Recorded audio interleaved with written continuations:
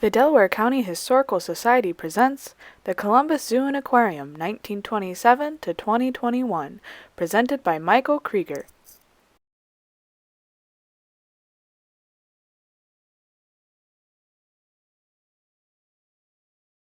Good evening and welcome to our program on the history of the Columbus Zoo. This program was actually scheduled last year, but with the pandemic, we had to reschedule everything. So I'm so pleased that we're finally able to do this program. I'm Donna Meyer and I'm the Executive Director of the Delaware County Historical Society. As many of you know or should know, the Columbus Zoo is located in Delaware County. So we've had many live programs at the barn at Stratford for quite a while. For over a year, we've had to switch to having virtual programs. It was not ideal. In some ways, it's better because we have more people watch the virtual programs than would have come out for the live programs. They don't have to leave the warmth of their home to watch them. Last year, we had 3 virtual programs, and this is the 4th one that we've had this year. Next month, we'll present a walking tour on the history of Delaware's 2nd Ward, which will be held on Saturday, May 1st and Sunday, May 2nd. So go to our website for more information. That website is www.delawareohiohistory.org. If you enjoy this program, please feel free to visit our website at the above given address to make a donation or to learn about our other programs and activities. You can also sign up on our website to become a member for only $25 a year, and then you'll receive all of our newsletters and discounts on merchandise and photographs. If you have any questions for the presenter about the history of the zoo, please enter them in the chat box at the bottom of the screen, and I will ask them at the end of the presentation. I would now like to introduce one of our board members, Dr. Alice Frazier, who will introduce tonight's speaker. Alice, take it away. Okay, thank you, Donna.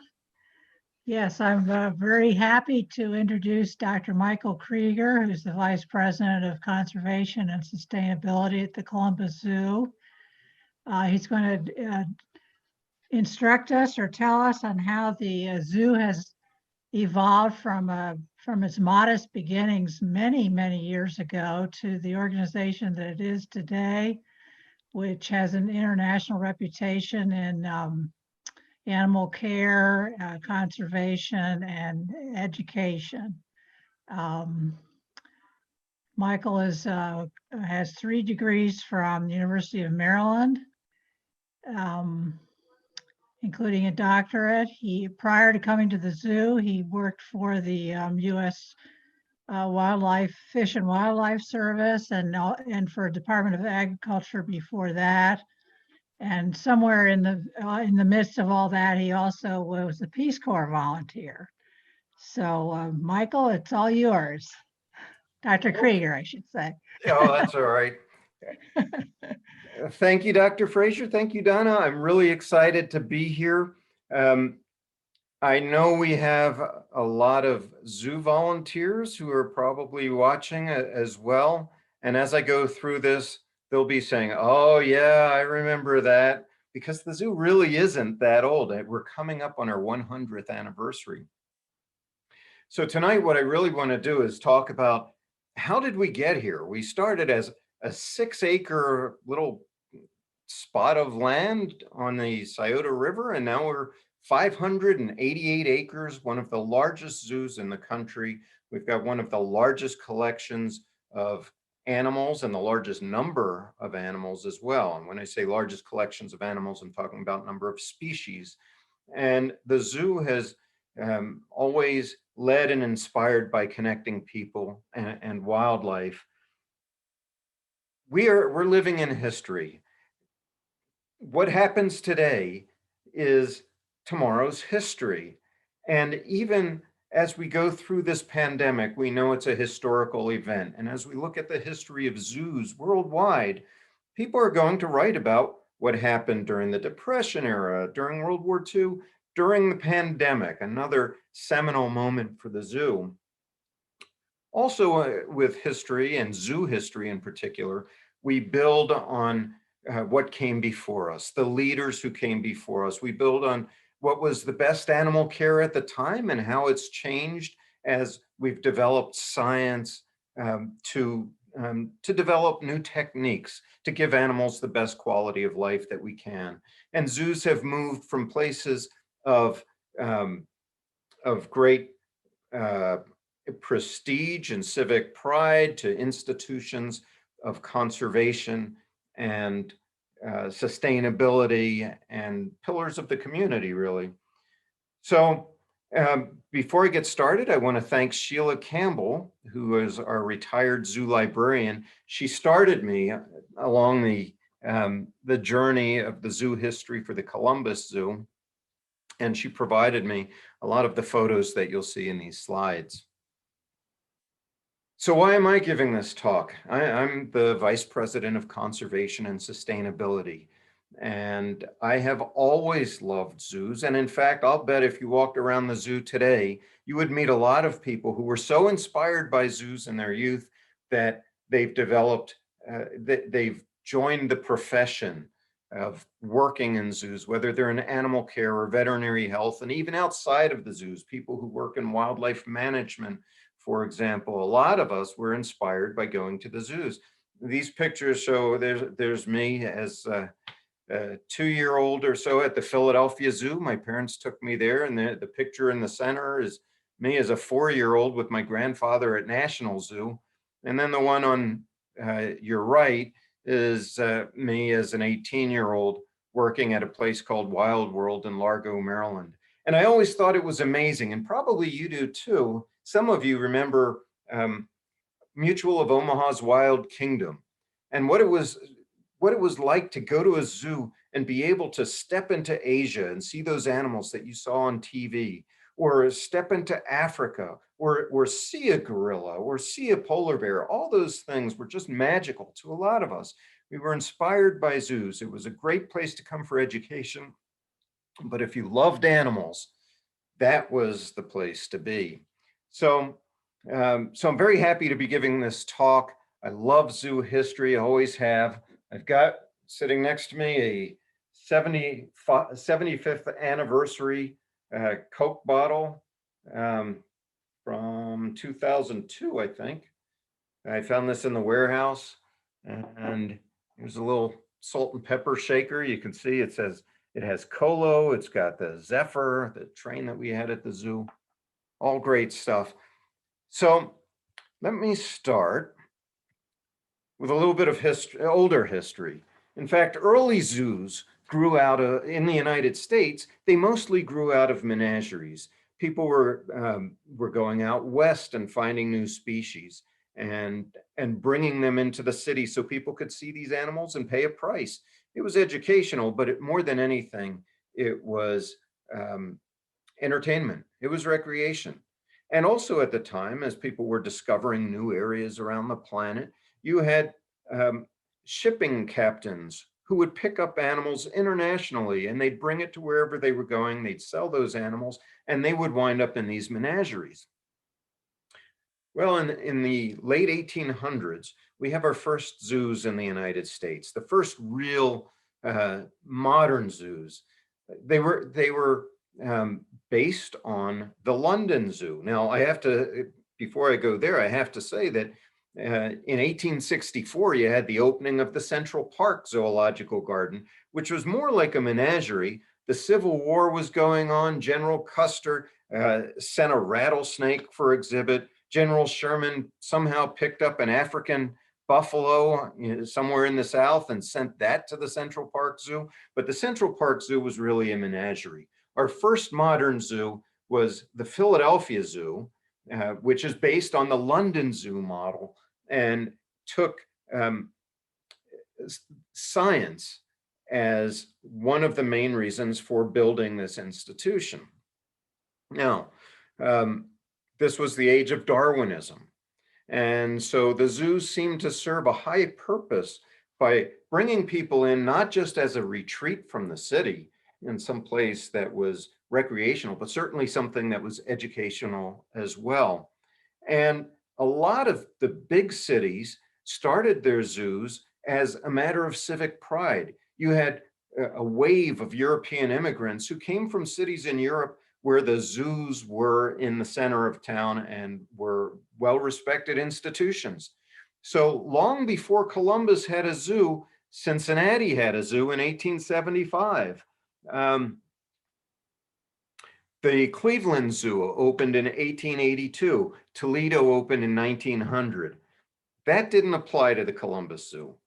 And in fact, the Columbus Zoo's original charter says nothing about education or science. And so if we go here, you can see that in 1905, Columbus has its first zoo.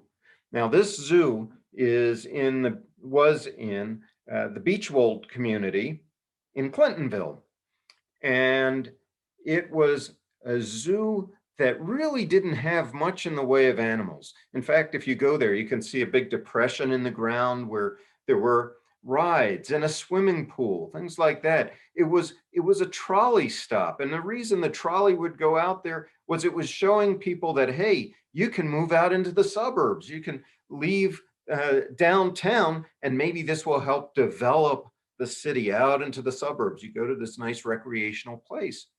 So they had this facility, and if you go there now, what you'll see, and I think it's West Beechwold, you'll see a couple of entrance pylons that have just stacks of rock on either side of the street, where there at one time was an entrance gate. And if you look at the bottom of the slide, you see that building, it looks like somebody's guest house. That's all that's left of that zoo. That building was a maintenance shop, and it was called the Monkey House because it was next to cages of monkeys. It's somebody's guest house now. This zoo, the Columbus Zoological Garden, only lasted about 4 or 5 months. Didn't do very well. They had deer there. They may have had a tiger, as you can see from the image on the bottom right. They had some monkeys, some birds. It only lasted a few months. Why? Because there was money in the real estate, and it became developed as Zooland. So that really was our first zoo. And then up the road a bit, also on North High Street, you can see the Olentangy River in the background, was what became the second zoo in Columbus. And that was Olentangy Park. Now, Olentangy Park started in the late 1800s, was around until 1938, and at the time was the largest amusement park in the country. Lots of people would come to that park, and I believe it was 1910, 1910, that a small zoo was established within that park. Now that park is where OSU sits now, and you can see they had an elephant. You go on an elephant ride, and the zoo was more like a menagerie. It wasn't something like a zoo that we see today, a small collection of animals, but they did have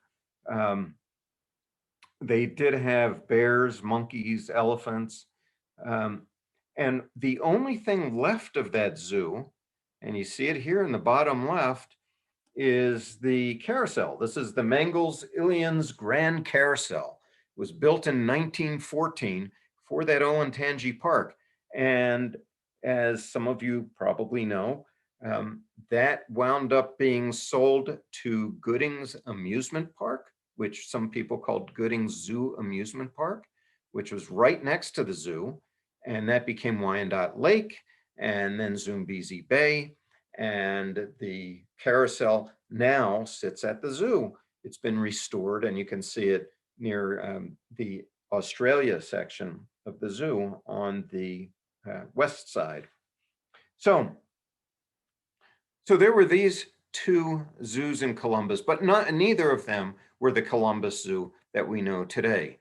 So in 1920, the population of Columbus was 237,000 people. It was a boom town. It was really growing. And if you think about it, that the population of Delaware County today is 217,349 people. So, but Columbus was small at that time compared to Cincinnati, which had over 400,000 people, and Cleveland, which had nearly 800,000 people. So it was a small town developing into a city, and it didn't have a zoo. So one of the things that happened around that time is the city is interested in purchasing some land to build a dam, the O'Shaughnessy Dam. And they set aside 21.5 acres in Delaware County to build that dam and to put a park. And what's interesting about that is that at the time, the mayor was James J. Thomas, and he was friends with Harry or H.P. Wolf, who was the publisher of the Columbus Dispatch. And the two of them, with a guy named Clarence Hoover, who was working on the dam project, went out to St. Louis to take a look at the water treatment facilities there. While they were in St. Louis, they decided to visit the St. Louis Zoo. They saw kids laughing at the monkeys at the St. Louis Zoo, and H.P. Wolf said, you know, we ought to have one of these. And so the germ had been planted. So in 1926,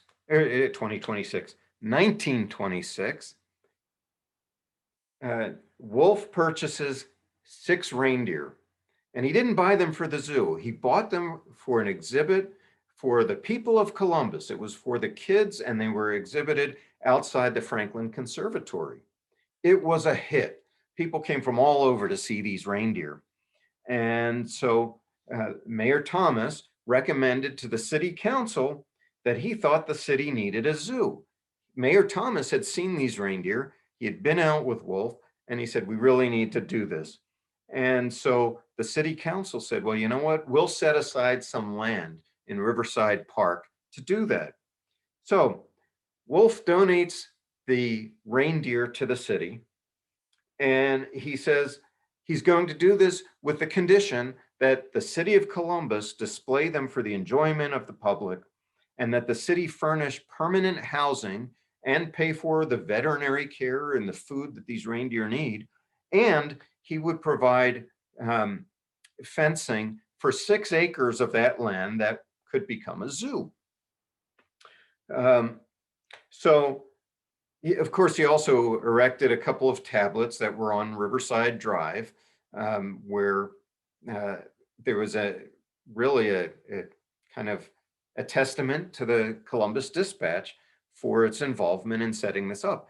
And one of the, well, I'll get to them. Anyway, so then Wolf went out to California, and also in 1927, he went to a wildlife park and he purchased a couple of lions that could go to that zoo. Well, there was no lion house built at that zoo, so the animals were held at the Franklin Park Conservancy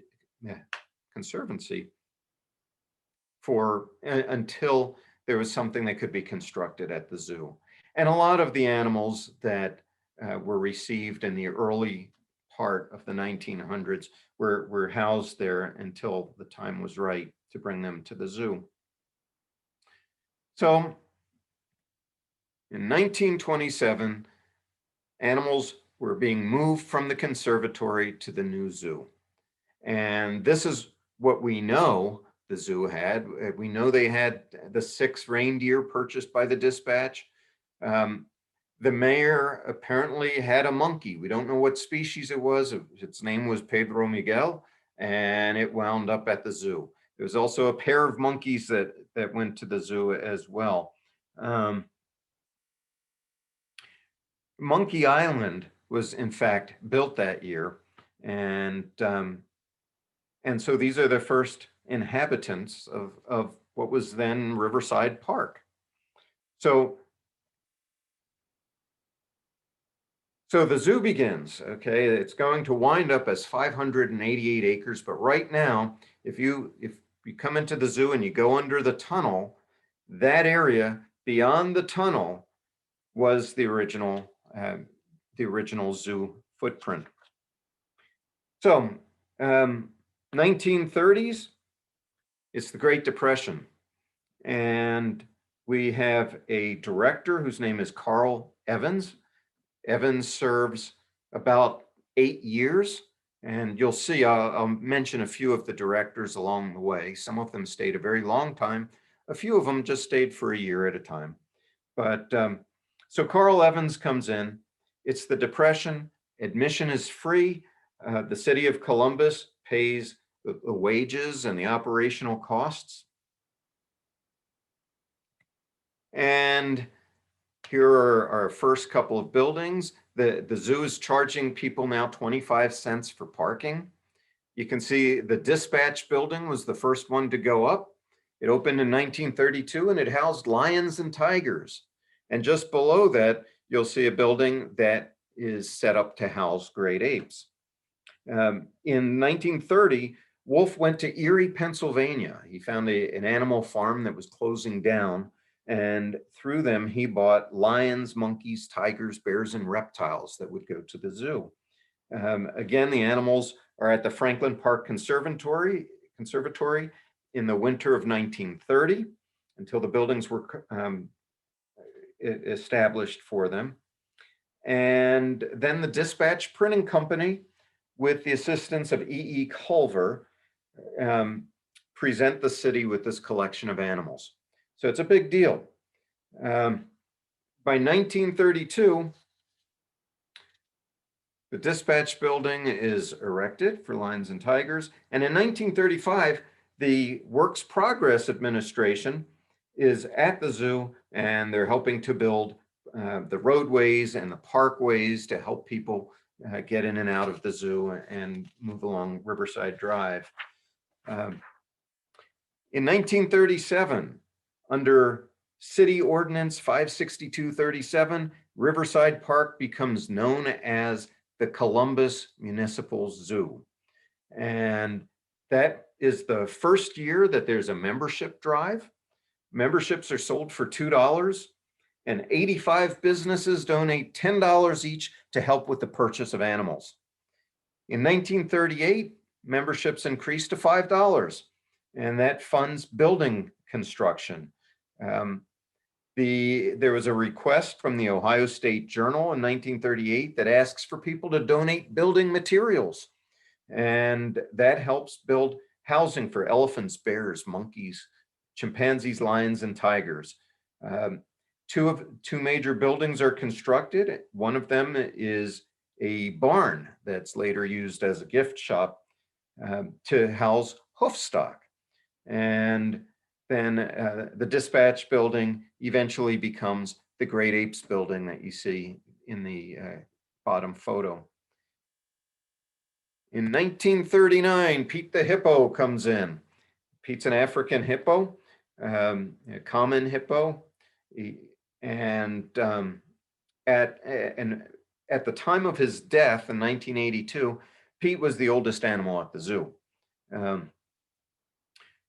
The Payne Building was erected to house lions and tigers, and bear cages were built at this time as well. Memberships were lowered to $1, and they included a zoo card and free parking. And what this did was it doubled the membership from 6,000 members to 12,000 members.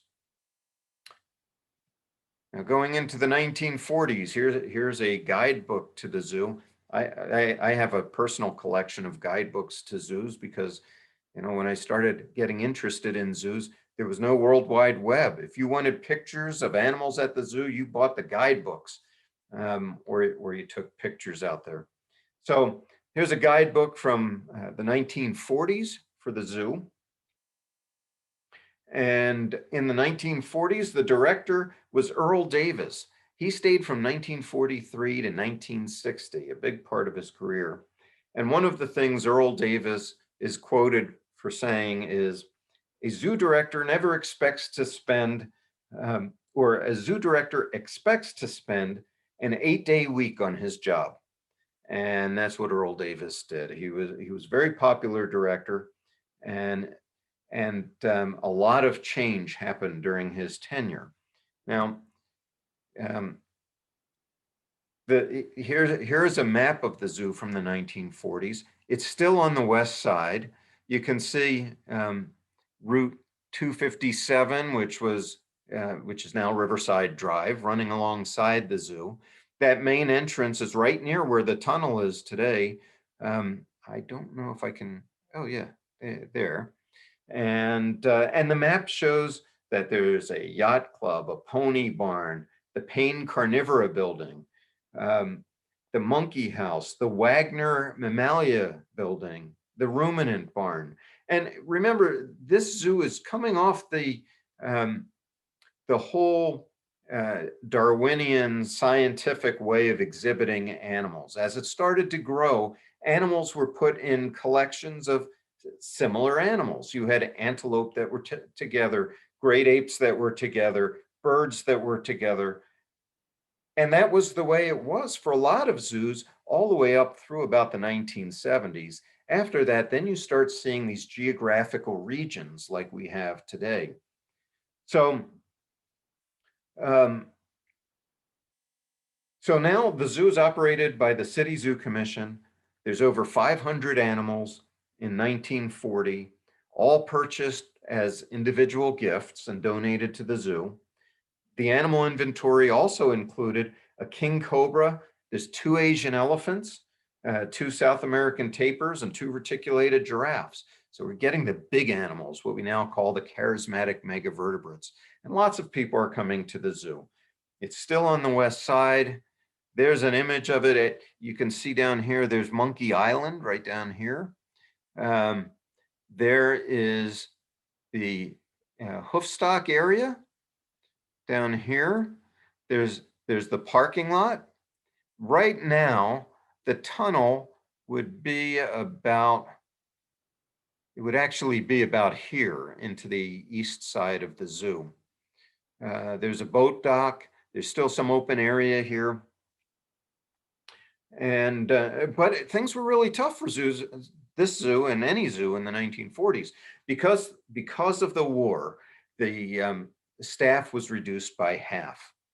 There was food rationing. It was hard to get food for the animals. The staff had to work late into the evening to make sure all the animals could get appropriate care. This also affected attendance. Membership dropped. And here in 1941, I mentioned the Wagner building. So this is the August Wagner Heavy Animal Building. And this housed elephants, hippos, rhinos, and kangaroos, kind of like a pachyderm house that some people would call it, for the big, heavy, thick-skinned animals. August Wagner, by the way, was somebody who owned a brewing company in Columbus. He owned August Wagner Breweries. And while the building is no longer here, the basement is actually under our Okapi area in the Congo expedition area of the zoo.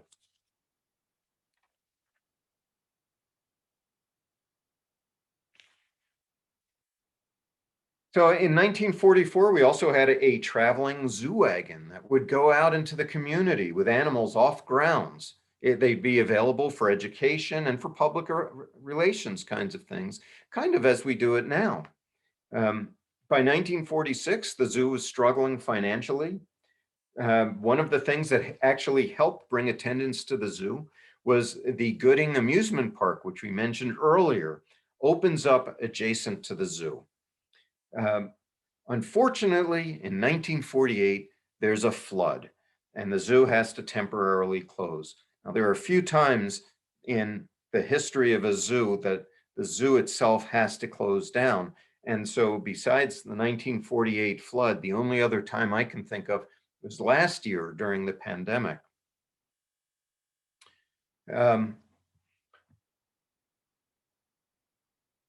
Let's see. So now let's go into the 1950s. Okay, now here's a sign welcoming people to the Columbus Zoo. They are telling people, keep your children at your side. Animals are dangerous for your safety. Don't tease or molest them.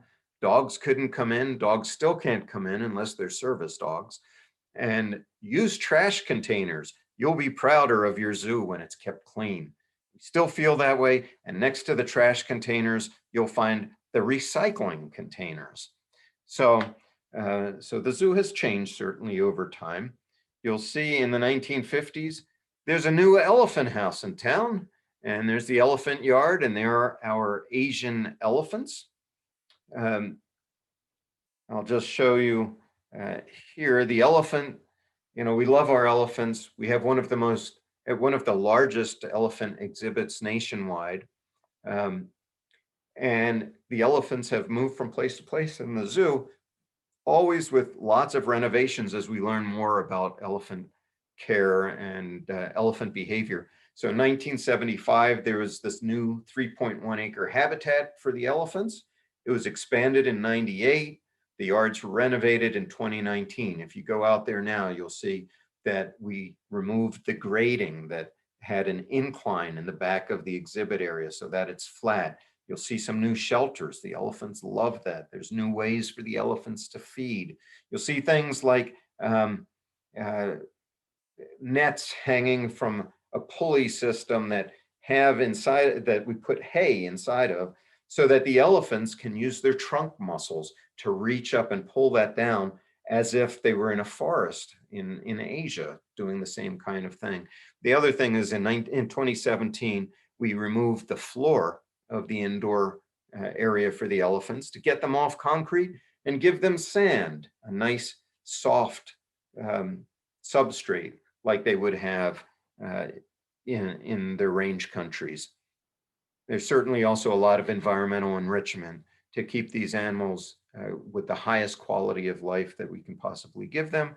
And in case you haven't heard, we're expecting a calf this year.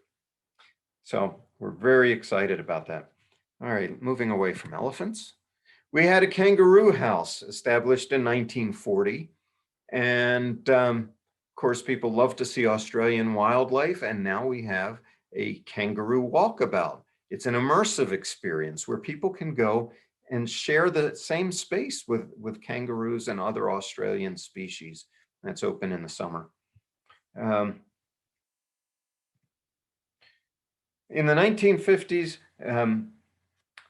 the city of Columbus assumes operation of the zoo. The employees are become civil service associates. There's 52 acres of land now purchased east of 257 from an estate, the Stanbury Estate. So we're going to be able to expand. And the Arthur C. Johnson Aquarium, remember we're Columbus Zoo and Aquarium, but we don't call it that yet, was the first city-owned zoo building. Okay, there is the Columbus Zoo barn that we saw that has the hoof stock. And Arthur C. Johnson was an important person in zoo history. He was the editor-in-chief at the Dispatch, and he did a lot of promotions for the zoo. And so it was only appropriate that, as a long-term supporter, that the aquarium was named after him. So now there's new parking on the east side of the zoo. Where the west side is, that can be turned into exhibit areas. And then as the zoo was getting bigger, it also needed a way to get around. And the Columbus Zoo has the Zephyr, a train that began operating. There were 2 stations for that train back in 1954.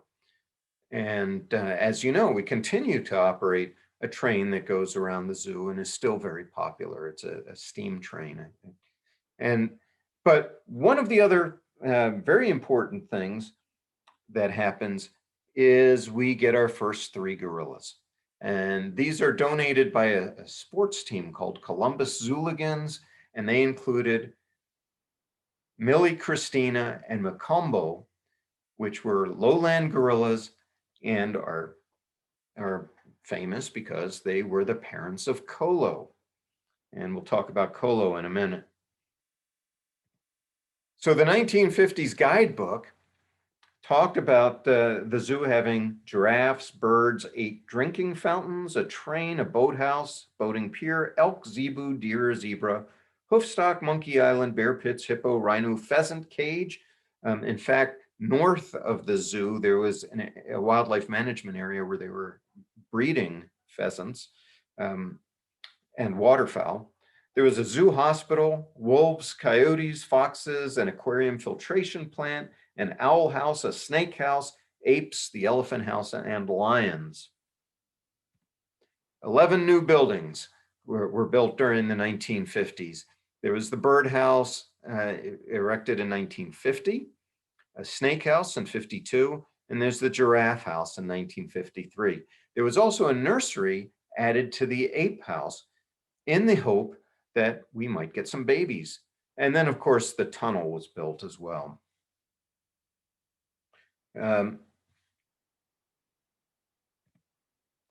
So you can't talk about the zoo history without talking about the birth of Kolo.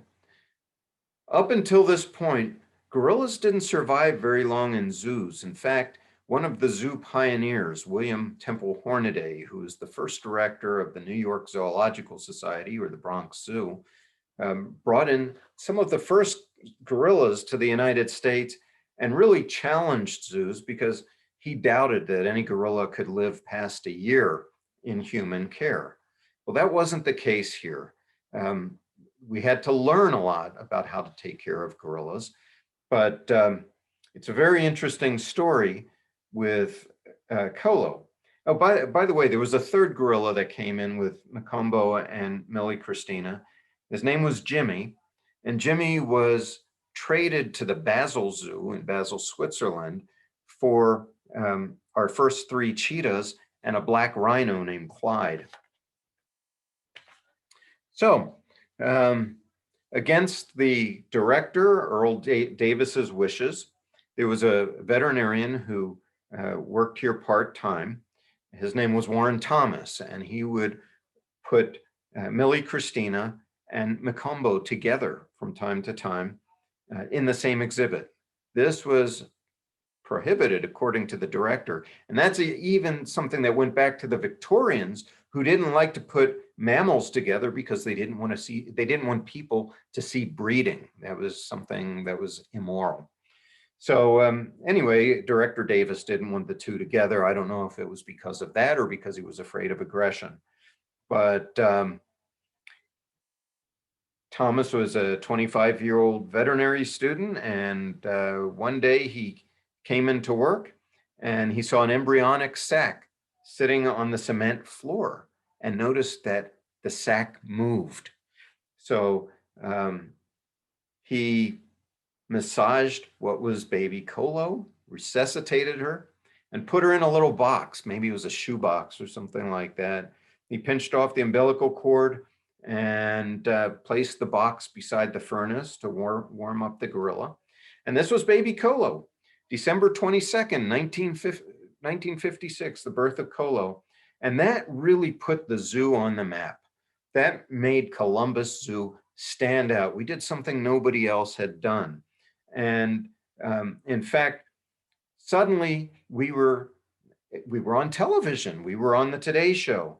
The New York Times ran a daily update on the status of baby Kolo. And in fact, you know, one of the Ohio natives was Clark Gable. And Clark Gable, if you know, he's an actor, he was in Gone with the Wind.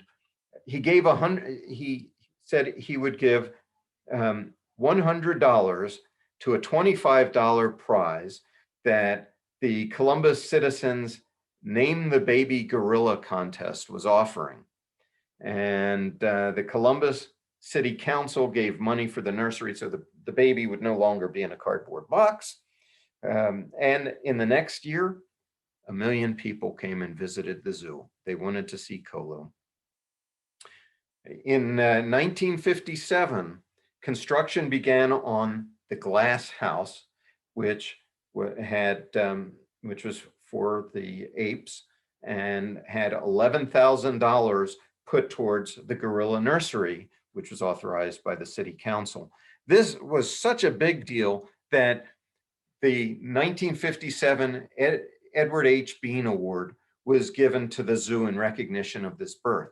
Now, why this is significant? It's significant because it came out of the first National Zoo Association. At the time, it was called the American Association for Zoological Parks and Aquariums. This was their highest award, and not only that, this was the first award they ever gave, and it came to Columbus Zoo for this notable birth. So in 1955, Earl Davis is really happy about this. He says we need to have more gorillas. and he goes out, gets the Columbus Zoological Society to raise $5,000 to get a wild caught baby from what is now Cameroon. And the idea was maybe this baby would grow up and breed with baby Kolo. And he was concerned because at the time, Kolo was being raised almost like a human baby, dressed up in clothes, wheeled around in a stroller, that kind of thing. And to her last days, Kolo would enjoy somebody handing her a baseball cap. She would wear it and sometimes hand it back. So she did like getting dressed up.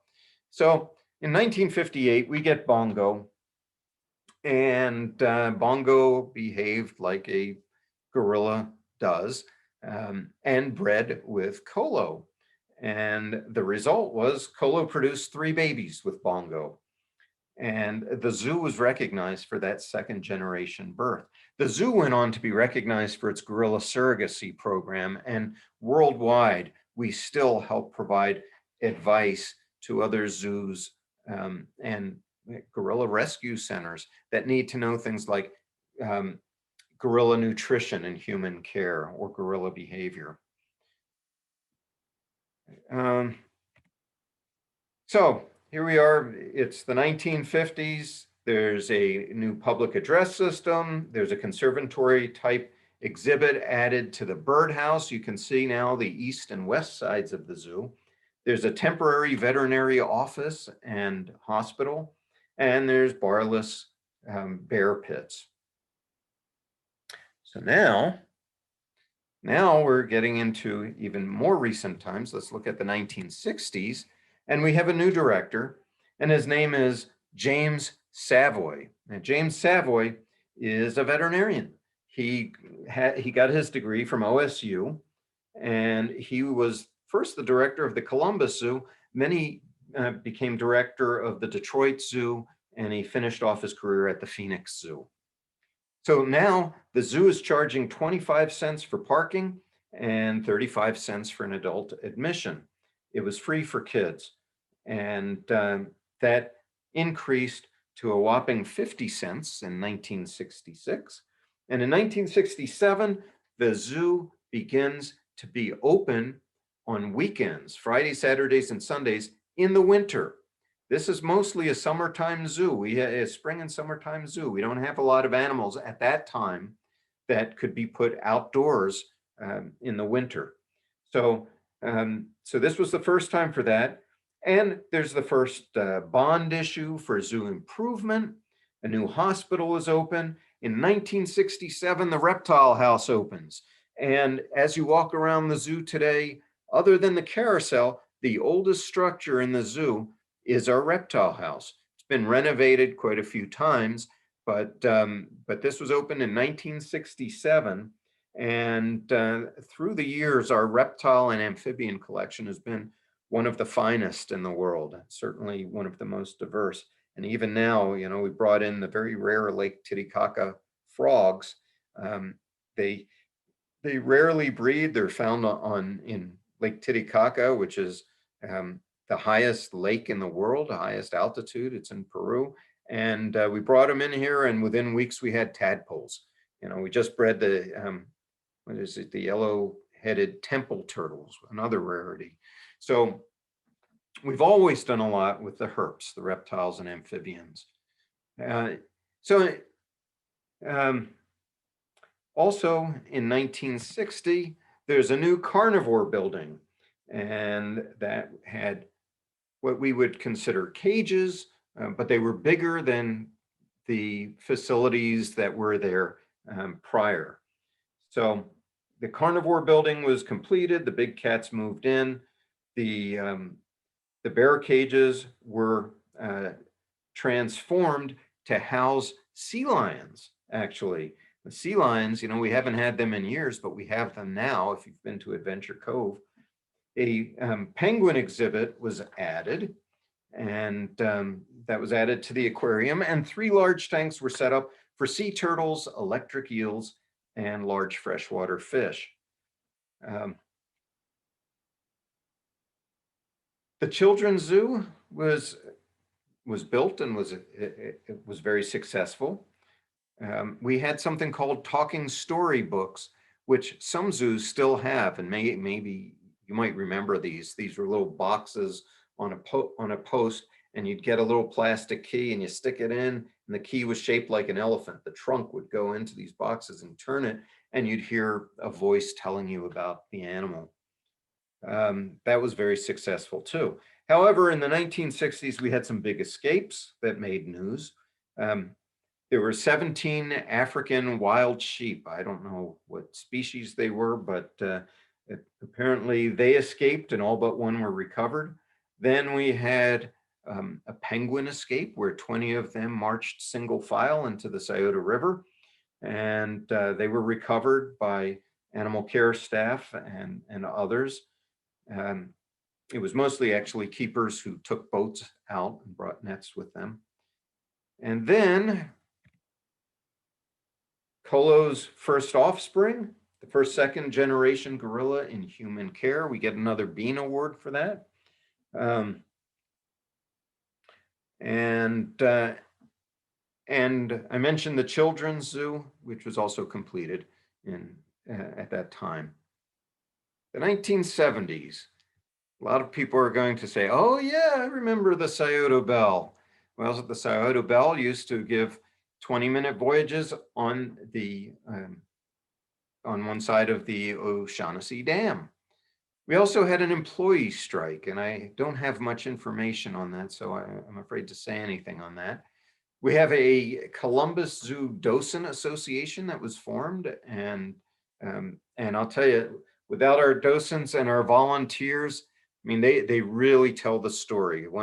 If you go to a zoo that doesn't have the cadre of docents and volunteers that we have, you're really missing something. They're a wealth of knowledge, and they support us with all of our events and messaging.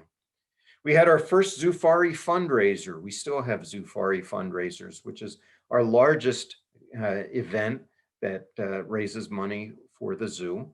We have an education department that's established, which I should say now, and I have it in my notes, but I'm really proud to say this. Our education department has really led the zoo in making it accessible for people with disabilities. And we got an award, a certification for having a sensory sensitive facility. And in fact, the new education building has a room called a calming room that is for people who need that. So anyway, we've got our great conservation education department. So the Columbus Zoological Park Association is a not-for-profit organization, and they take over the operation of the zoo. There's an association board of trustees, a governing council, an elected group of executive members and representatives from the community. The city continues to own the land and the buildings, and it provides funds through bond issues administered through the service department, which manages water, sewers, construction, that kind of thing. A zoo family membership is $10. Attendance declines in the 1970s. We have the gas crisis. Some people may remember that people were driving less because the price of gas had gone way up. And so that slowed visitation for a while. We have directors who only spend a year with us in the 1970s. And in 1973, we have a bald eagle exhibit that opens up. And the bald eagle is really significant here. Now, if you see our bald eagles in the North American region, those eagles are all rehabbed animals. They're rescues. They can't go back into the wild because of their injuries from before they were rescued, obviously. But there was a time that the bald eagles that came here were part of a recovery program with the U.S. Fish and Wildlife Service. And they would nest here and produce eaglets that were taken and released at places as far away as Maryland. Now, I'm happy to say that, you know, with the banning of DDT in the 1970s, and with conservation measures that have been taken. The bald eagle population is larger than it's ever been. And people are seeing bald eagles. You see them flying around here in the Columbus metropolitan area. So the bald eagles are doing very well. But we were a part of that.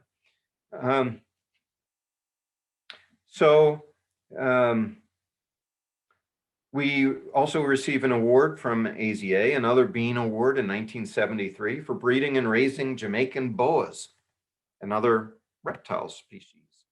So in the 1970s, the zoo family memberships are costing $10. We're open year-round for the first time. It's our golden anniversary. I'll get to Jack. We have a gorilla surrogacy program. We've got a new herbivore, carnivore, and giraffe house. And the new pachyderm building is dedicated. The Wagner building is knocked down. And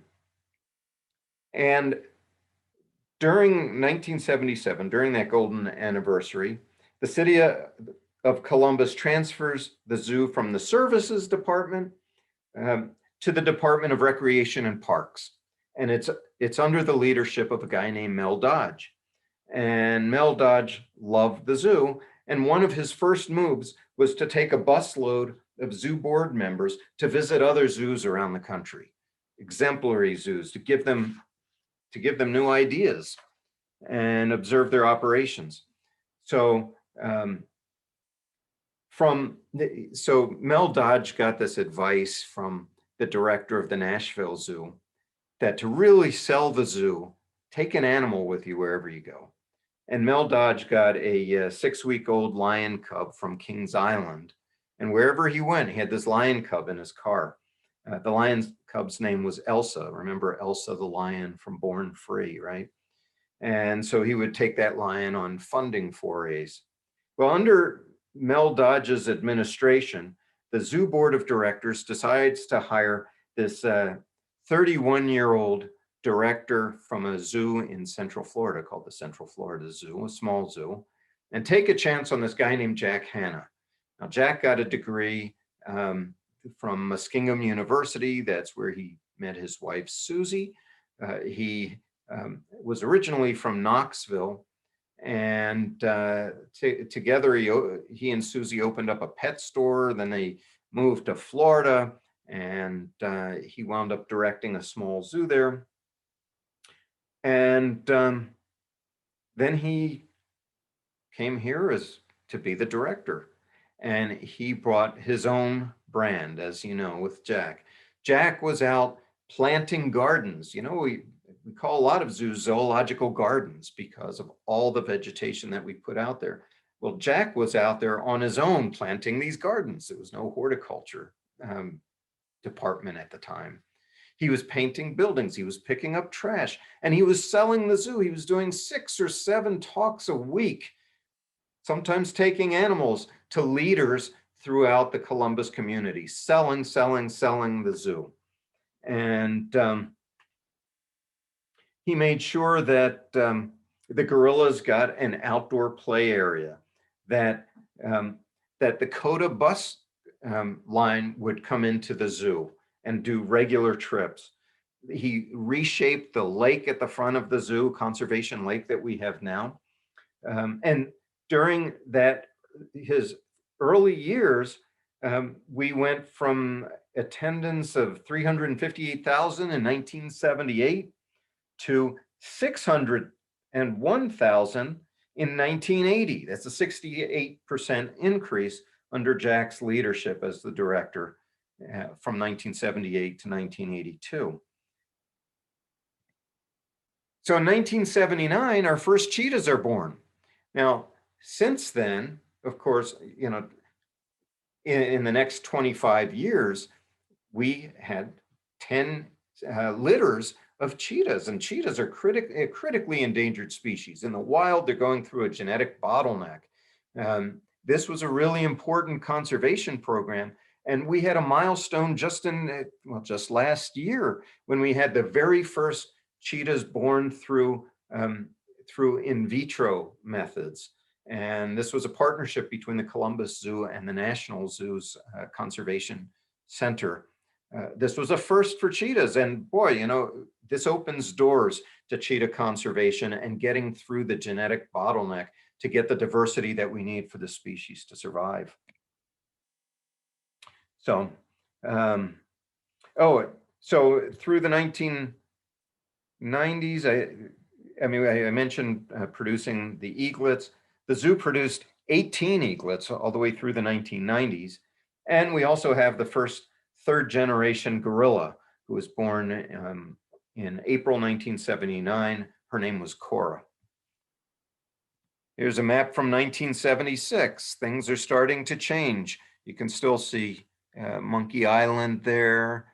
I think that, yeah, this may be, no, I'm thinking this might be the reptile house, but I don't think so. Anyway, so here we are in 1976, and now the zoo becomes the fastest growing zoo in the country. It's 1980. It's amazing to think of this being history because it seems like just yesterday. But under Jack's leadership, the zoo becomes accredited by the Association of Zoos and Aquariums. We do this every 5 years now. It's the highest honor you can have, you know, as being a partner of this professional organization. And I'll tell you, this year, we're going to be, the accreditation inspectors are coming to visit us. They're going to take a look at the zoo and make sure we continue to meet the accreditation standards. I don't think there's going to be an issue. We've always done very well there. In 1981, we purchased the 37 acres of land that becomes Wyandotte Lake. Now, this was, remember, the amusement park that's been there for now a couple of decades, Gooding Amusement Park, and the city of Columbus purchases this. The operation is released to Funtime Incorporated to run, which creates this water park / amusement park called Wyandotte Lake. And, you know, what is it? The Sea Dragon is a roller coaster that was there since the 1950s. We still have it, and people from all over the country come here sometimes just to ride the Sea Dragon as one of those classic all wooden roller coasters.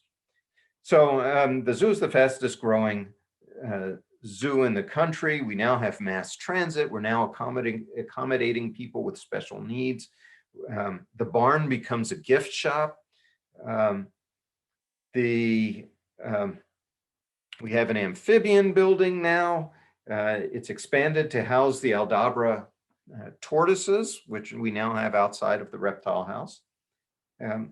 The sea lion exhibit becomes the penguin exhibit, and the giraffe building becomes Exploration Center for Ohio. In '83, we've got the first gorilla twins in the Western Hemisphere. Their names are Makambo and Masuba. Our volunteers can tell you more about them, but we're very excited about it, and so is Jack. And so what does Jack do? He takes them on television. He goes on Good Morning America. His TV career is launched, and the rest is history. In 1985, he appears on the David Letterman show and becomes a regular guest and a spokesperson for wildlife and for zoos as well. During his career, he'll be awarded 5 Daytime Emmy Awards. Now, the other thing you see in this slide is the new outdoor gorilla exhibit. This is based on, what's his name, Aspinall, David Aspinall, John Aspinall. Okay, John Aspinall's facility in Europe. A lot of people looked at it and said, that's not very naturalistic. It looks like a playground for gorillas. But actually, it gives the gorillas places to forage and places for shelter and places to locomote. And it was a very, very successful exhibit. From the gorillas' perspective, It's absolutely functional and I guess aesthetic, if gorillas think about that. But it was a great place to put out whole groups of gorillas, because now we're organized. We've got our bachelor group, we've got family groups. We're putting things together as you would have gorillas do in the range countries. And in fact, well, there's a picture of John Aspinall, the famous gorilla researcher. Diane Fossey came in, and she came and visited us, and she suggested bedding materials so the gorillas could bed down at night and nest. And you see in this picture, Diane Fossey is standing next to one of the key people who will come up in just a few minutes, who we know and love. She was a gorilla keeper, and her name was Charlene Gendry. Her name is Charlene Gendry. So, so then we get this guy, okay? So we've got now the water park, we've got the gorilla villa, we've got a new amphitheater, and we have a Borden company installation called Paul Prince Park. And we get a new director. And I'm skipping over some directors and where they were before they became directors. But Jerry Boren is one of the longest serving directors that the zoo had. And he came in 1985. He comes to a zoo that's only 75 acres, okay? And Jack's career is taking off as a spokesperson for zoos and wildlife. Jerry comes in to be the zoo's general manager. His degrees are from OSU, where he majored in history. And he's got a master's in public administration. He didn't come in as an animal person. He worked for Mel Dodge at Columbus Recreation and Parks Department, and he becomes the executive director in 1992 when Jack becomes director emeritus. That gives Jack time to do the public relations work, and Jerry takes hold of the zoo as a good business person and develops it for 23 years before retiring in 2008. And any of you who are following the history of the zoo at present know that Jerry is our interim director. It's nice. He came out of retirement, and it's like he never left. We're so happy to have him. And it was so it was under Jerry's leadership that the zoo quadrupled in size. And so we went from 75 acres at first to now 580 acres under Jerry.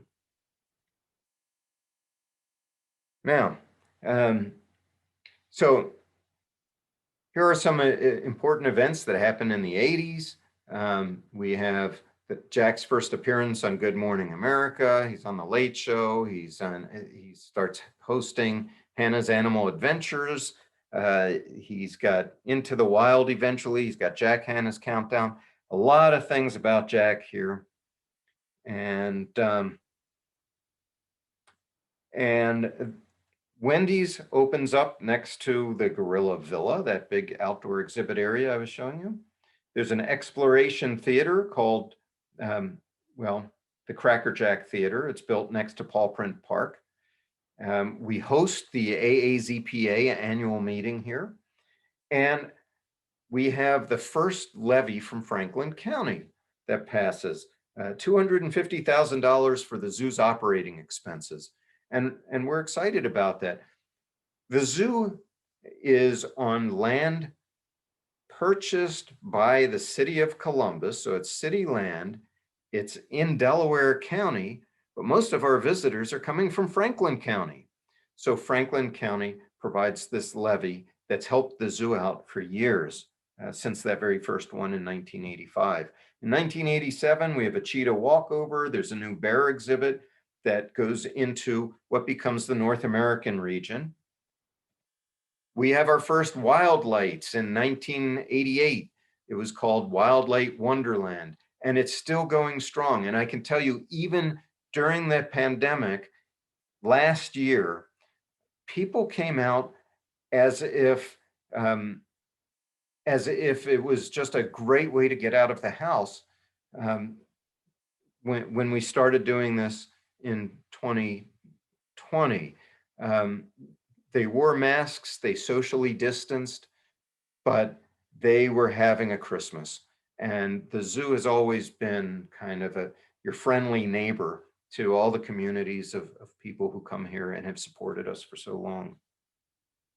So we have wild lights. By the way, it's all, we use all LED lights, so we're saving a lot of energy over the years, and we're very proud of this.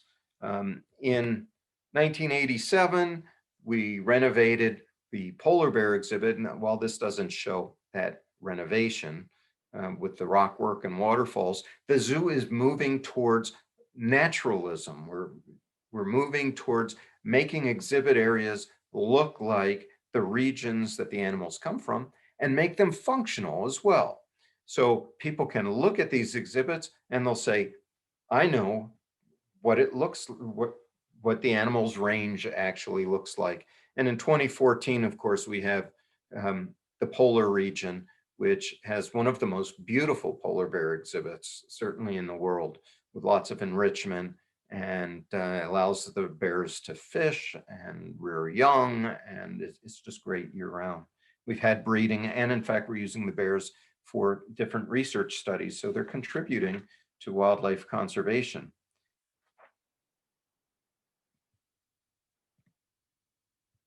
We talked about Jack. He publishes his book, Monkeys on the Interstate, in 1989. Now we've got, we purchased an additional 265 acres.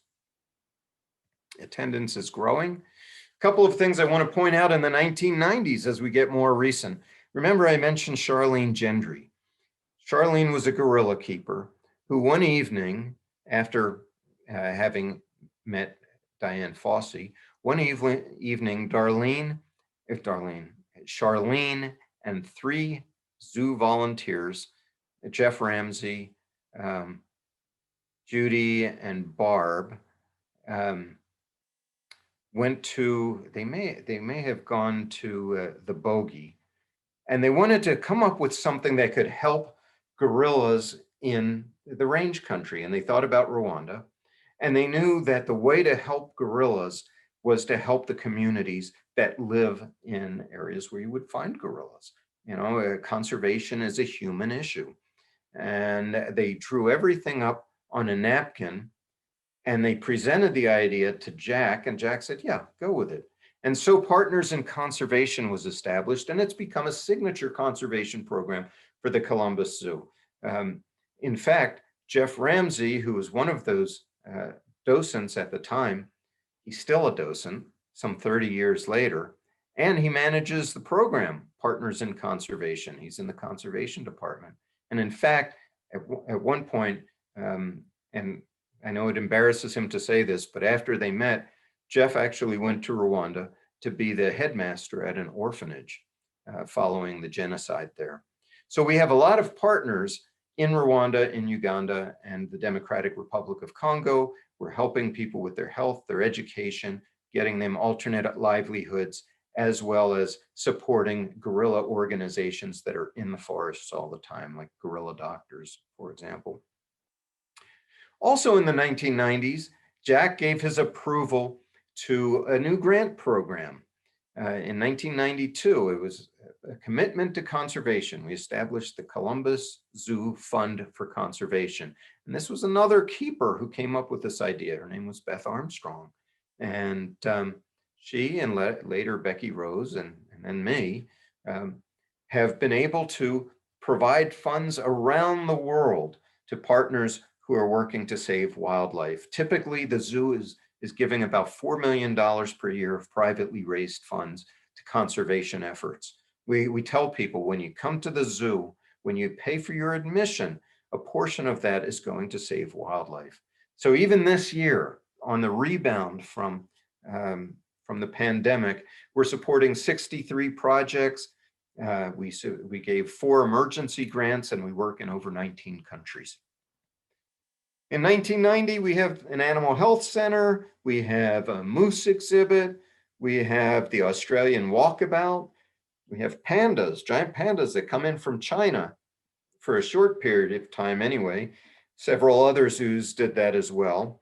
Money raised from the visiting giant pandas went to support panda conservation in China. Jack is the director emeritus, and we are one of only 4 zoos to have the critically endangered troop of bonobos. They're not chimps, they're a great ape that's more closely related to us than chimps or gorillas. And so we are a leader in bonobo conservation, and in fact, we support Lolaya bonobo in the Democratic Republic of Congo, where these animals are from. We have the opening of Discovery Reef. We're really excited about that. Discovery Reef really gives us the aquarium name. In fact, let's see. The touch pool opens. Discovery Reef is 100,000 gallons of salt water that represents an Indian Ocean reef. We begin construction on the African forest exhibit, or the Congo region as it is now. And you can see that we're starting to form these different geographic regions. We have a new penguin exhibit. There's a boat ride that features dinosaurs throughout the summer. And by the way, we're getting the dinosaurs are on a boat now from China. They're on their way to the zoo. You'll be able to see them in late May. Brand new dinosaur boat ride. It's going to be great.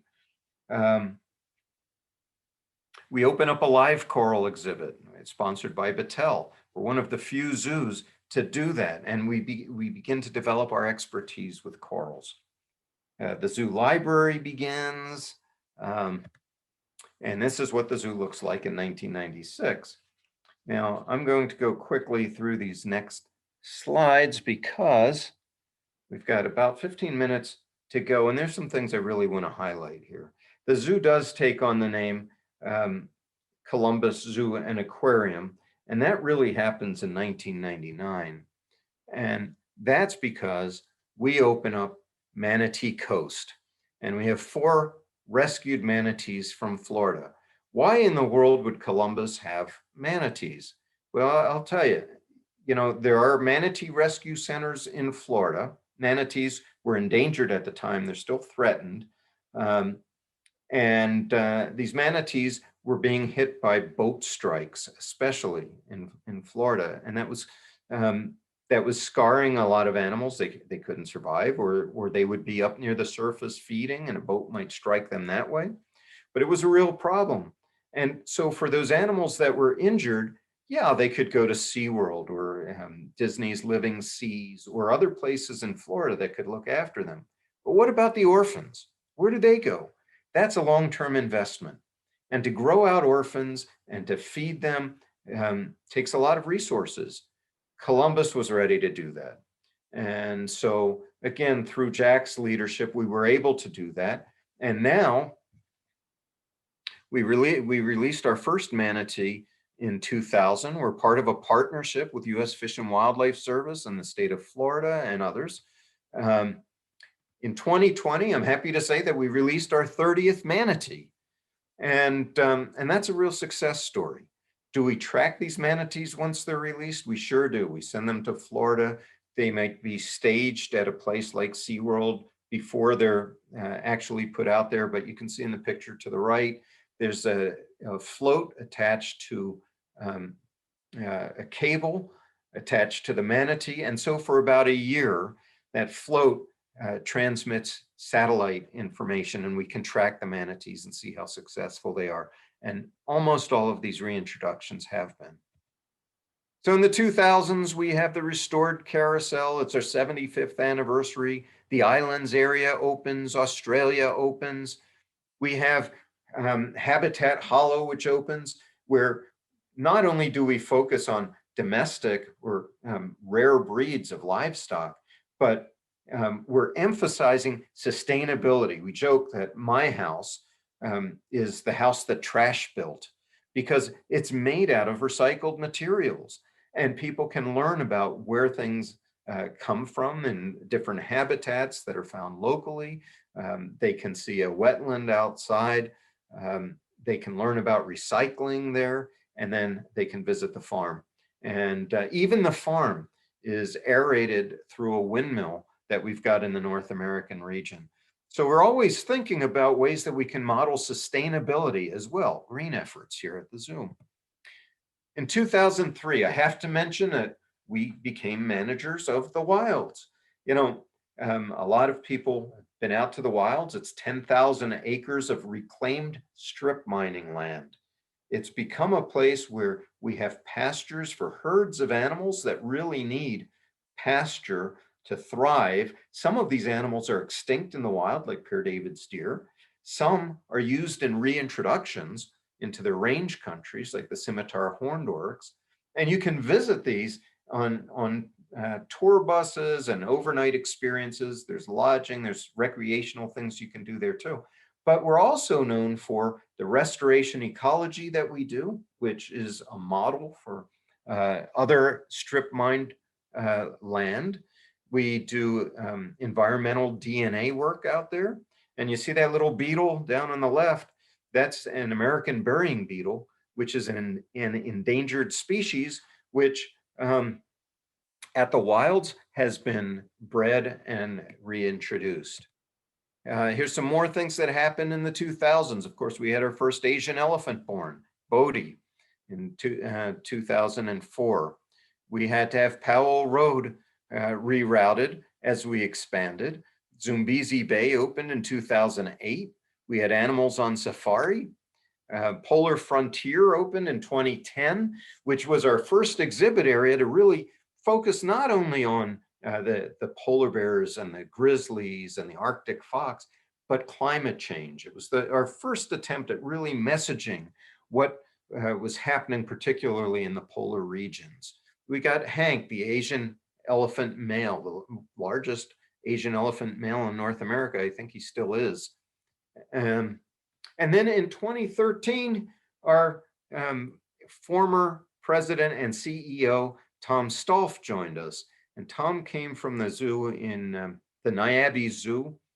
And he was the director there for about 15 years before he came here. And a lot of the expansion went on during Tom's tenure here at the zoo. Jack celebrated his 35th anniversary.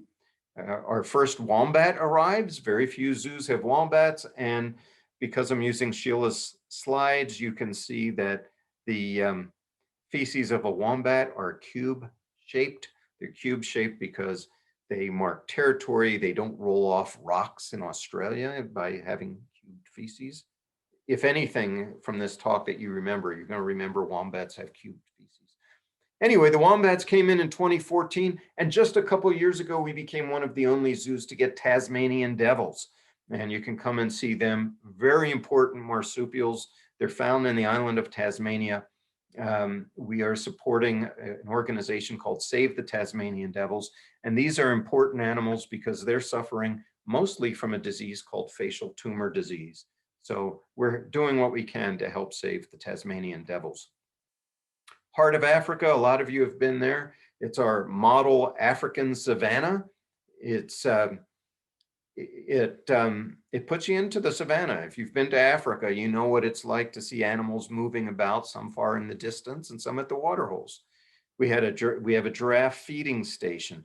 That was it really was an advance in zoo design in 2014 when we opened Heart of Africa. Of course, baby Nora, the polar bear cub, was born here and hand raised very successfully. We learned a lot from that. Polar bears here at the zoo are involved in a lot of research. And the newest thing is something called Burr on Fur, where we're working with Polar Bear International. They sent us some new tracking materials. They're very, very small, and they've got different attachments. And we're going to try them out on the back of our polar bears to see whether or not they last. If one of the problems with tracking polar bears is that they have a very long tapered neck and the satellite transmitter often comes off, and we certainly can't follow polar bears into the den. So 3M has invented some devices to test.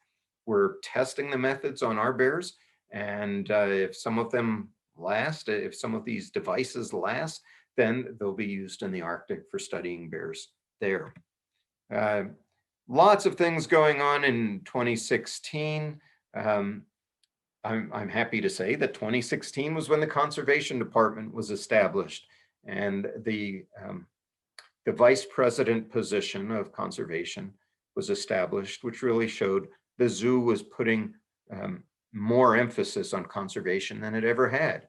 But from a recreation perspective, we have the 4D theater, the Shores Park, we've got the pirate boat ride. We did dinosaurs after pirates. Then the dinosaurs went away, and now we're getting dinosaurs that are supposed to be the most realistic on the market. So some of them will actually look like they're breathing. Sadly, in 2017, we lost Colo, and she died of a heart attack, and that really affected people here on staff and people in the community. She was 60 years old, and she went peacefully. About 20 years older than the median life expectancy of a gorilla. So she had a good life, and she leaves quite a legacy here with children, grandchildren, and great-grandchildren. This is what the zoo looked like in 2017, and you can see now there's Heart of Africa out there. There's the polar region. Here's Zambezi Bay. Now, because under Jerry's leadership, we also acquired the golf course. So here's Safari Golf, which I might add, just a few years ago, became an Audubon Cooperative Sanctuary. That's how green we are. Of course, you know, we talk about Jack's TV shows, but as we move closer to the present, Secrets of the Zoo has been very successful for the zoo, and it shows how our people really value animal welfare. And you can see the compassion in our veterinary teams or animal care teams at the zoo and at the wilds. It's made some people celebrities. You know, I was in a truck with Dan Beadham from the wilds looking at a giraffe, and one of the tour vehicles went by and people weren't looking at the giraffe, they were looking at Dan Beadham. We have lots of Priya fans come to the zoo now. So we're bringing up a new generation who love the zoo, love what we're doing at the wilds. We're going into our 4th season, and the show's been picked up by Disney Plus, so you can see it anytime. We have had partnerships through the 2000s out in the field when people have called and needed help. Like there's Sean Brehab here from Animal Programs, who's helping triage radiated tortoises in Madagascar after about 10,000 of them were picked up from tortoise smugglers. Here we have keepers Kevin Collar and Joy Kodheimer, who went to South Africa to help with the rescue of flamingo chicks that were abandoned by the adults by the thousands during a drought. So, and oh, there's Jeff Ramsey in Volcanoes National Park with some of the gorilla trackers. And we've been asked to help the Florida Fish and Game Association and the National Association and NOAA, NIMFs, or NOAA from Department of Commerce, and other zoos in rescuing corals from Florida, where we're seeing a die-off due to coral reef tissue loss disease. And because of our experience in shores, and because we have people like Ramon here, Ramon Villaverde, we are taking some of these assurance corals, healthy corals, from the Florida Keys and hanging on to them and probably breeding them while a cure is found for this disease that's devastating corals along the Florida coast and the Caribbean.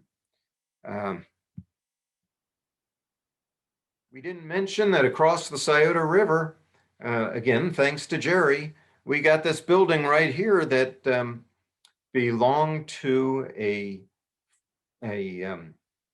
the Jeffries Mine Foreman's Club.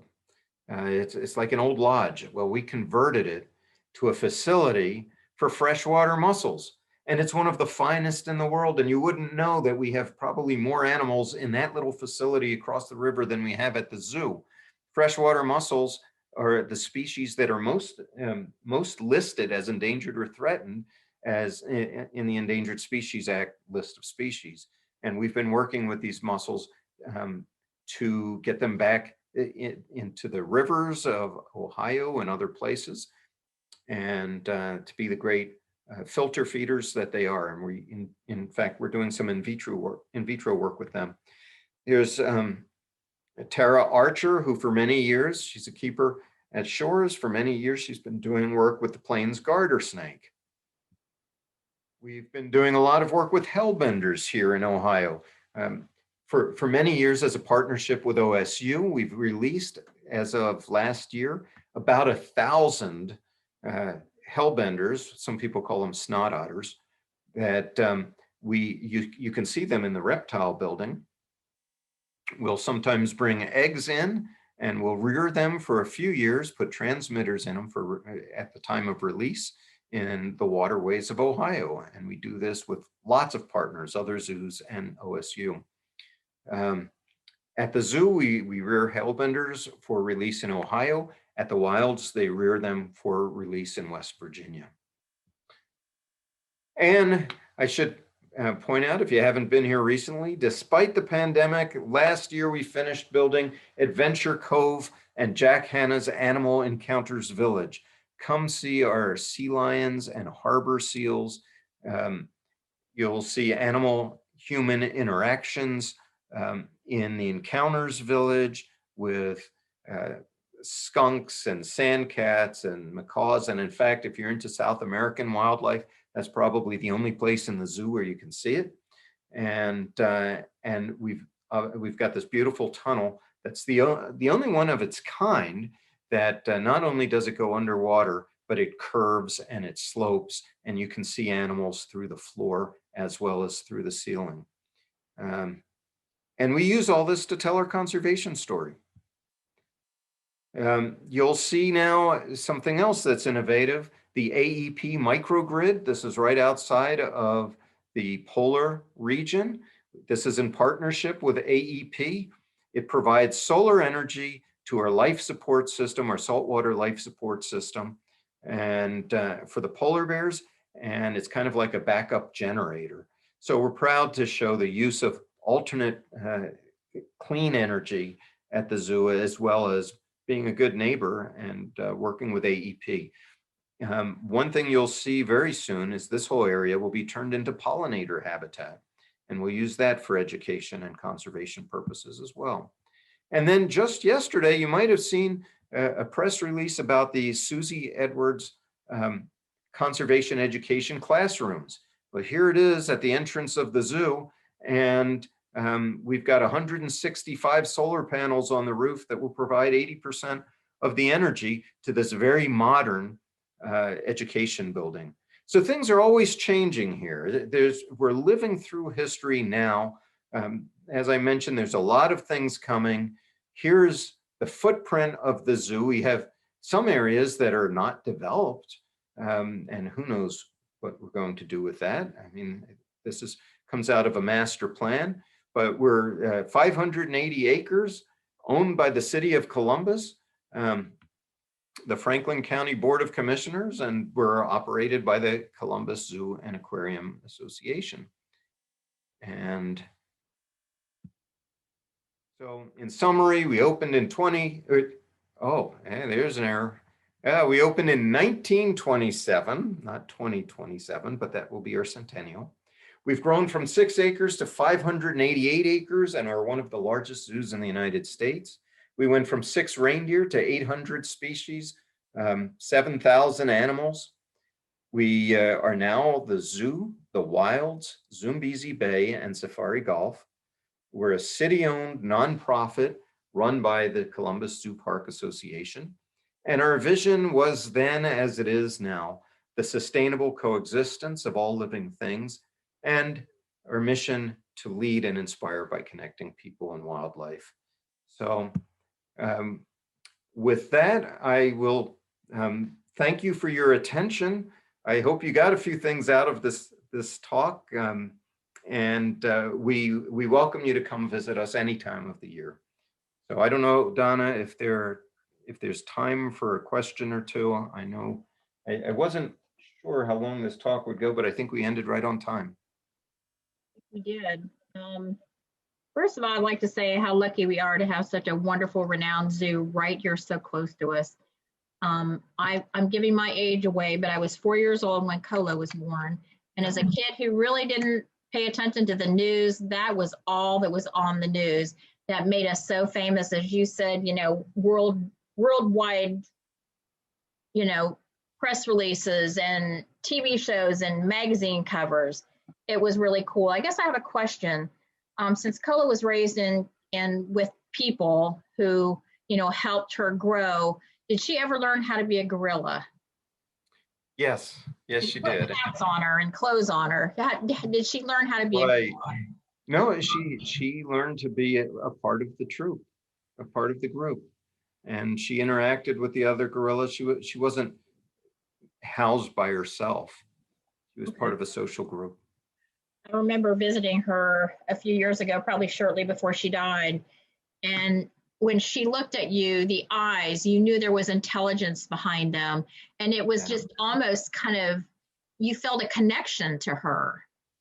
And that was just so cool.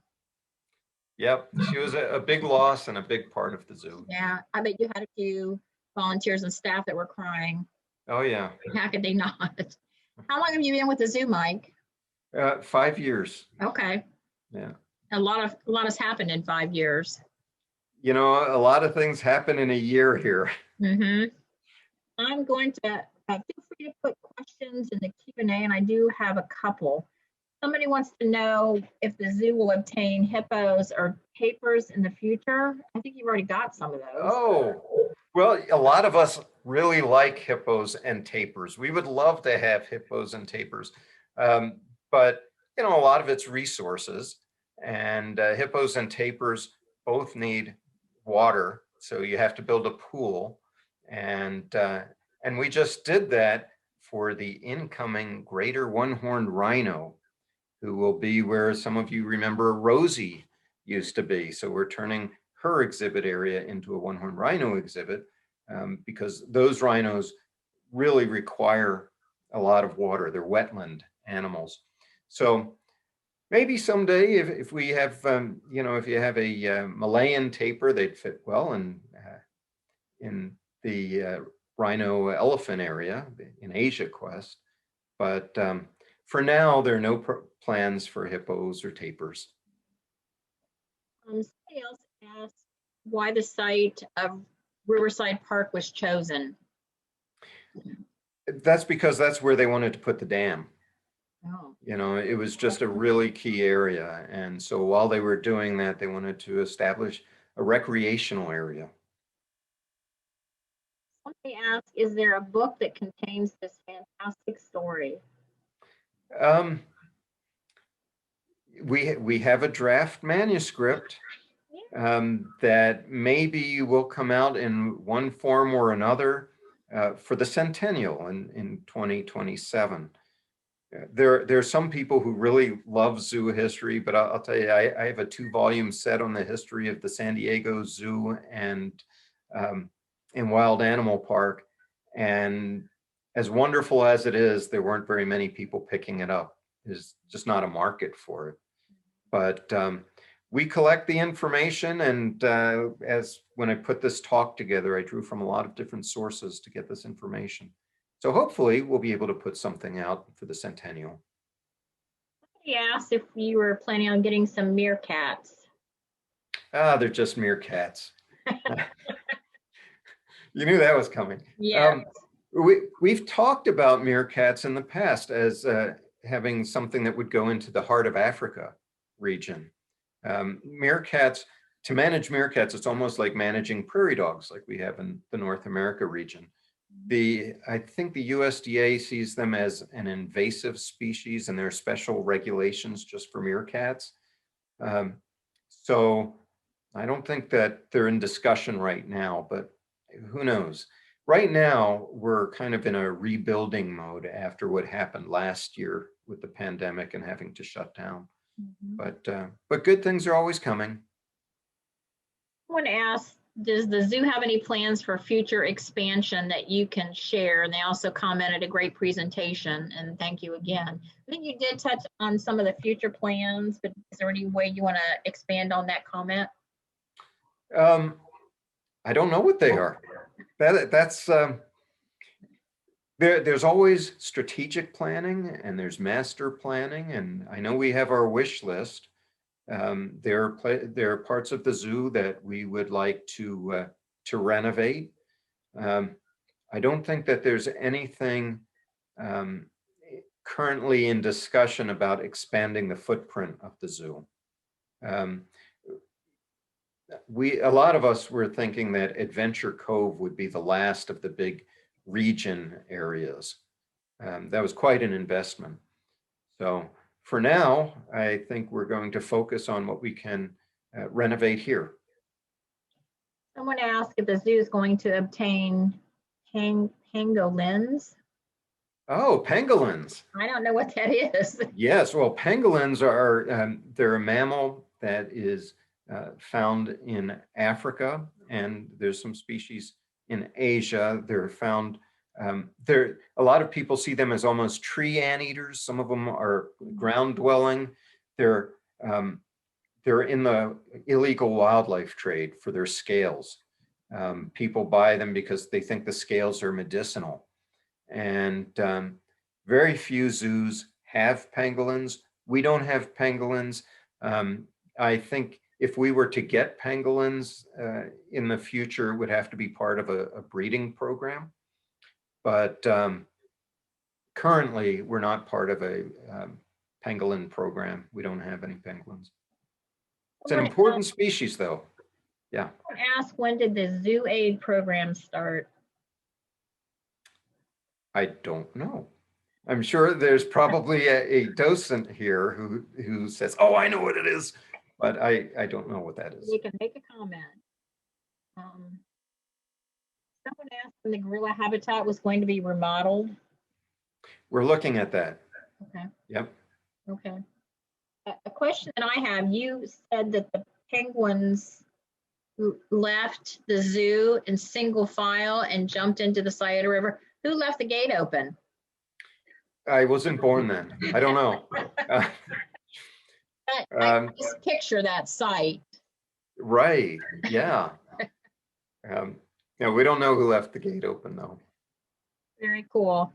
Someone said they wanted to buy a history book full of new and old photos. So that's another project for you. I'm sure you have plenty of time on your hands. And personally, I think that would be really great. Yeah. But we'll see.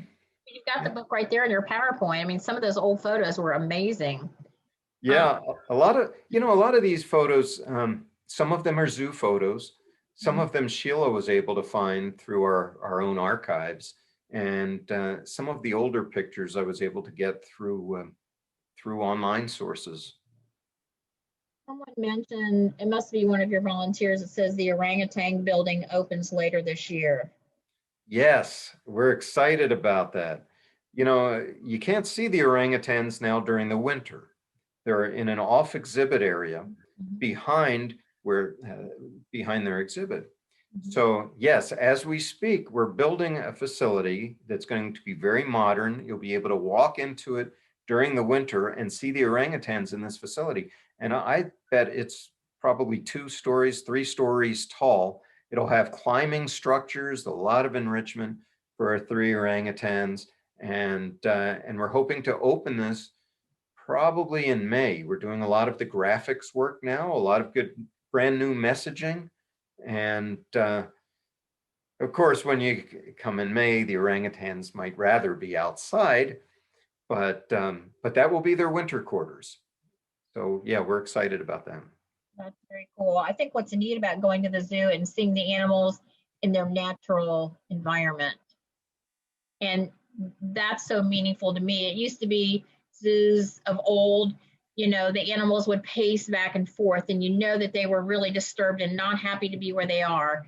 And now when you go to the Columbus Zoo, they're thrilled to be there. They're taken care of. You know, people are addressing all their needs, and I think you can just see that in the health of the animal, both mental and physical. Well, thanks for saying that. And, you know, so for some of the animals, I mean, we see them like family. You know, we know them by generations with some of them. And many of them, especially in the North America region, are animals that are rescues that are given this quality of life here at the zoo. But early zoos did have these cages, and there were two reasons for that. One was because you wanted to have as many animals as you could possibly fit into a small area. So it was like a postage stamp collection. You just wanted the animal to survive so people could see it. And animals were replaceable. You could get animals from the wild to replace ones that might get sick and die. But the other reason is a lot of those small cages were very easily cleaned. They were hygienic. And so some of them, they looked like they were surrounded by bathroom tile. And animal health experts at that time said, you know, they didn't want anything too complex. They wanted things that they could bleach and that, you know, would keep the animal alive. Can you tell me how big a problem animal poaching is still? Animal poaching is still a big issue. It's an issue here in the United States as much as it is in other countries. One of the things that we're seeing because of the pandemic, in countries where where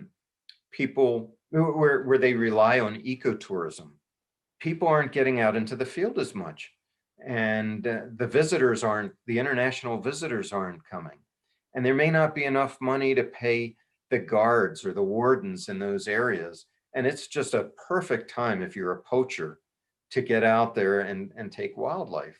You know, sometimes when we just have somebody doing research in a forest, that's enough to signal to the poachers to stay out of there. So poaching is a big issue. We know that with social media, people see animals that to them, they look like pets, and they want these animals and are willing to pay for them. And so that creates a market, and animals are poached from the range country to feed that market. There are a lot of animals that are poached as meat or aphrodisiacs. Heck, a lot of places in Asia no longer have freshwater turtles because they're a delicacy. So the turtles are being poached out of the range country and then imported from the United States for other species of turtles to feed that demand. So wildlife poaching is still a big issue. The zoo is very involved in in stopping wildlife trafficking. We participate in the Wildlife Trafficking Alliance. We participate in international treaties that have to do with wildlife trade.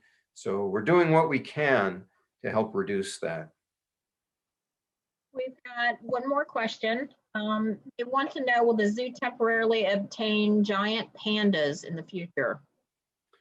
I don't think there are plans for giant pandas. In fact, I don't know of any zoo in the United States that's getting pandas from China. There's a lot of federal regulations around that right now, and the zoos that do have pandas have had them for a long time, like Memphis National, San Diego, and Atlanta.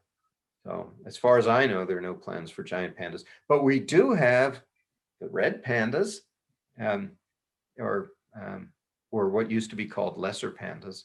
And we have, you know, interestingly enough, we have, let's see, of the bear species, we've got polars, blacks, browns, and reindeer, who is a spectacled bear.